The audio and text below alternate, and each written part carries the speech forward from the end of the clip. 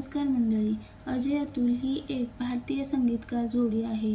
जे आता अजय अशोक गोगावले व अतुल अशोक गोगावले हे भाऊ आहेत.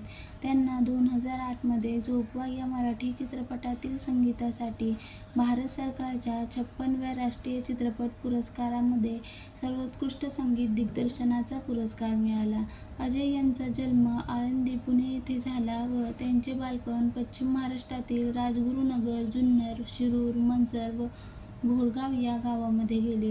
घरची परिस्थिती खूप हालाकीची होती, म्हणून ते शास्त्रीय गायन ते शिकू शकले नाहीत. परंतु त्यांची कला जगासमोर आली व ते मोठे संगीतकार म्हणून नावारूपास आले. त्यांनी अनेक मराठी, हिंदी चित्रपटांमध्ये गाणी गायली. जत्रा, बंद प्रेमाचे, साडेमाडे तीन, सावरखेडा एक गाव, रिंगा रिंगा, टपाल, भारतीय या मराठी चित्रपटांचे संगीत हिट झाले.